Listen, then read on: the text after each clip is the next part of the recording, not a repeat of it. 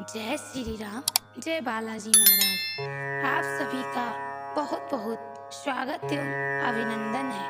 प्यारे भक्तजनों, आप सभी को आज मैं बहुत ही दिव्य चमत्कारी मंत्र बताऊंगी, जिसको आप सुनेंगे ही नहीं वरन स्मरण करेंगे और पूरा ध्यान लगाकर जाप भी करेंगे, जिसका फल आपको इस मंत्र के पूरा सुन लेने के पश्चात आपको जरूर प्राप्त होगा। प्यारे भक्तों, यह मंत्र बहुत ही दिव्य और चमत्कारी है। माना जाता है कि इस मंत्र का जाप जो भी भक्तजन बहुत ही श्रद्धापूर्ण भाव से करता है, उसके जीवन में कभी कोई कठिनाई, परेशानी, दुख, दर्द, तकलीफ, पीड़ा नहीं आती है। उसके जीवन में सब आनंद ही आनंद रहता है। तो प्यारे भक्तों, आइए बिना देर किए हनुमान महाप्रभु के इस प्यारे से मंत्र को सुनते हैं और उनका स्मरण करके पूरा मंत्र सुनकर जाप करते हैं। पश्चिम गरुड़ं वक्त्रकं वक्रतुण्डं महाबलं नमः।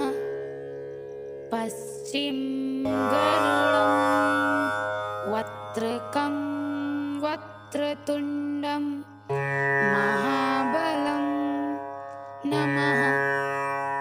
पश्चिम गरुड़ं वक्त्रकं वक्रतुण्डं महाबलं नमः। पश्चिम गरुड़ं वक्त्रकं वक्रतुण्डं महाबलं नमः। पश्चिम गरुड़ं वक्त्रकं वक्रतुण्डं महाबलं नमः। पश्चिम गरुड़ं वक्त्रकं वक्रतुण्डं महाबलं नमः। पश्चिम गरुड़ं वक्त्रकं वक्रतुण्डं महाबलं नमः। पश्चिम गरुड़ं वक्त्रकं वक्रतुण्डं महाबलं नमः। पश्चिम गरुड़ं वक्त्रकं वक्रतुण्डं महाबलं नमः। पश्चिम गरुड़ं वक्त्रकं वक्रतुण्डं महाबलं नमः। पश्चिम गरुड़ं वक्त्रकं वक्रतुण्डं महाबलं नमः। पश्चिम गरुड़ं वक्त्रकं वक्रतुण्डं महाबलं नमः। पश्चिम गरुड़ं वक्त्रकं वक्रतुण्डं महाबलं नमः। पश्चिम गरुड़ं वक्त्रकं वक्रतुण्डं महाबलं नमः। पश्चिम गरुड़ं वक्त्रकं वक्रतुण्डं महाबलं नमः। पश्चिम गरुड़ं वक्त्रकं वक्रतुण्डं महाबलं नमः।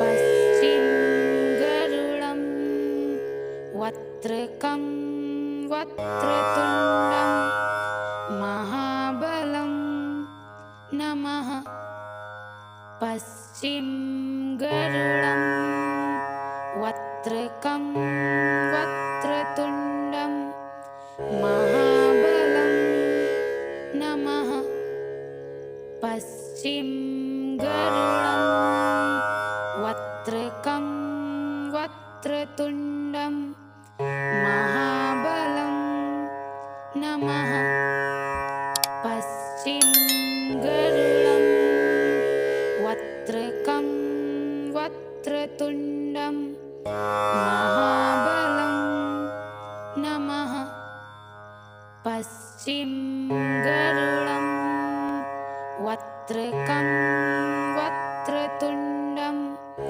महाबलं नमः पश्चिम गरुडं वक्त्रकं वक्रतुण्डं महाबलं नमः पश्चिम गरुडं वक्त्रकं वक्रतुण्डं महाबलं नमः पश्चिम गरुडं वक्त्रकं वक्रतुण्डं महाबलं नमः पश्चिम गरुडं वक्त्रकं वक्रतुण्डं महाबलं नमः पश्चिम गरुडं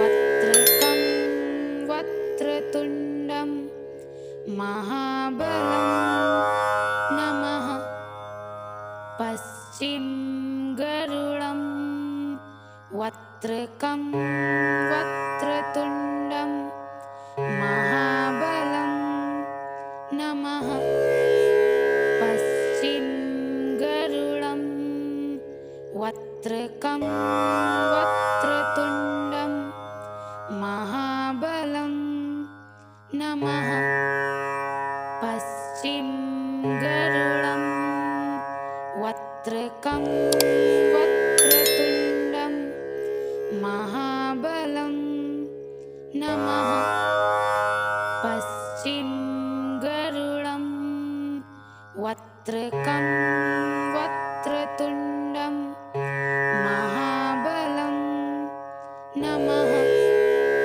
पश्चिम गरुडं वक्त्रकं वक्रतुण्डं महाबलं नमः पश्चिम